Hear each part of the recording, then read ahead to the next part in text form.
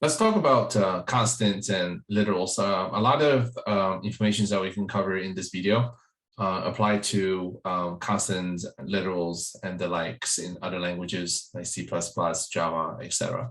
So constants are data values that cannot be changed during the execution of a program.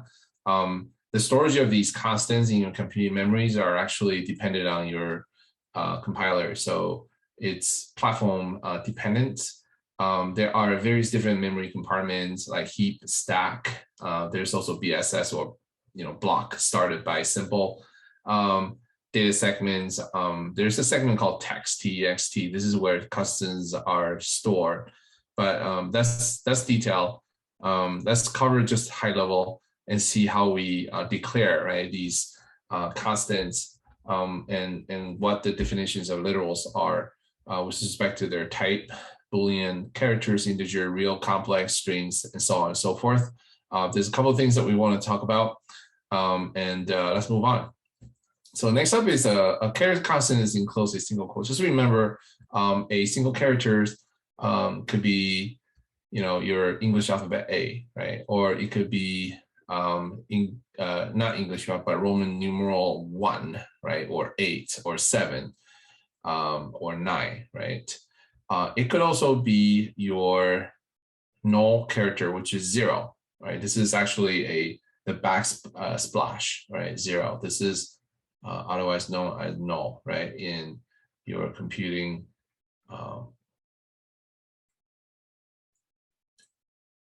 So just remember, character constants enclosed single quote, even though they are these, for example, new line here. This is a single character. That backslash there is simply just an escape character signifying that we're not talking about n, okay? We're talking about new line. So that's why you have this escape character separate difference between the actual n with respect to what it really is in computer science. So let's move on to the next page. So there are several symbolic names. So for backslash n is one of them, right? That's called new line. There's also tabs, backspace, alert, null characters, right? We talked about that, single quote, double quote, backslash, and stuff like that. So a lot of times if you wanted to enable, for example, horizontal tab, you want to do backslash t. This is considered a number. So just remember, every single one of these is a value, right? So if you look up ASCII table, right, these are the chart, right? Values. They're up to, I believe, 128. So there's a lot of them, from 0 to 128 of them. And they'll have a specific value associated with it. So that said, this is the control characters that are represented using a character. So this is what we call literal, okay? Specifically char literal, because all character literal. So literal is the same as constant. All right, so let's move on to the next one. Let's introduce integer, right? So you have integer. Integer can go in both ways. So by default, every data type is signed, right? Sign means it can go both ways, plus or negative, right? So you can have integer that goes in a positive direction, right? Or negative directions. However, if you have a value that has a negative number and with the L at the end of it, this means that this is a long int. You can actually write this in your code. Your compiler would know that you're talking about long integer. You can also have LU, right? This stands for long unsigned, right? So it doesn't really matter where you put long and with respect to unsigned. You can have long unsigned or unsigned long. Doesn't matter. These are qualifiers that describes the nature of this integer. So unsigned basically means that it's always positive, okay? So this is a positive long, which is more than 4 bytes, typically 8 bytes. 4 or 8 bytes, okay? with respect to integer. You can have long in as well, and the way that you will represent it in computer is LL. Okay, so you can force these numbers to be of different certain type, either long in, outside long in, right? Depends on what you have at the end. So just that for your information. Let's move on also to the next page where we see various different double, right, or floating type values. So a double, right, is much bigger, right, than a flow. Flow has less memory space. The way that you represent float is by making sure you have a lower f, right, at the end. Flow is much less than double. It's half the size of the double, right? Double is the biggest. So every time you have a decimal, right, at the end or even before, right, this will automatically turn that, whatever that value, right, into a double type, okay? And if you want long double, you simply just have to have a double, right? And then with a long in front of it. If you want this to be a flow, then this will be a flow. We don't really use long flow because if you want long and flow, might as well just use double, right? That's exactly the case here. So let's move on to the next one. So here we have what we call string. Okay, string is represented by double quote. Okay, not single quote. Single quote is like char, okay, or characters. So this is string. Null string is represented by two double quote with nothing in it, or you can have a string with just one letter in it. So this, okay, with a double quote is not the same as a single quote H. Single quote H is a char. It's a character that has a specific value.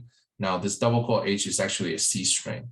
You can also have hello world \n. This introduces a line break, but still is a C string.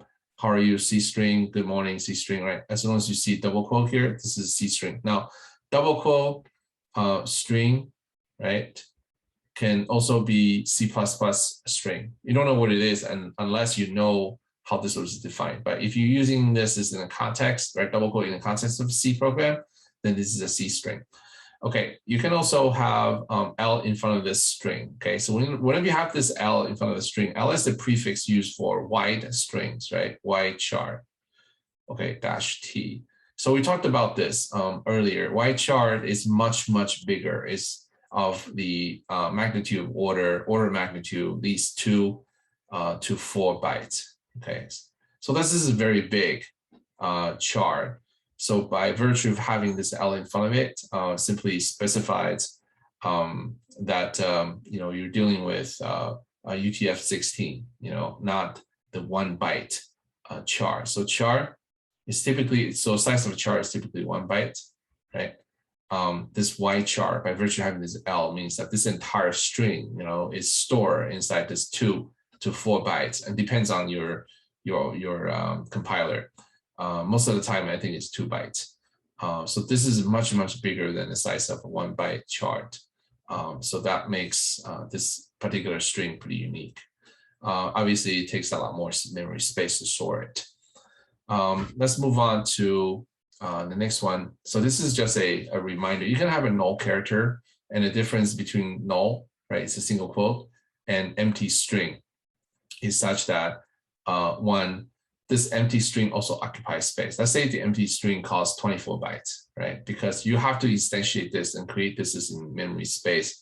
This takes up some memory space, even though it's empty. It simply means that this string is there. It takes up this much memory space, and it's all empty inside. Now, null character is a little different though, right? Null character is 1 byte, right? Because this is a character, right? This simply says that this particular character doesn't really carry anything, and it's typically this null character is used as a terminator, okay, or some sort of placeholder terminator, null terminator for C string, right, or C string.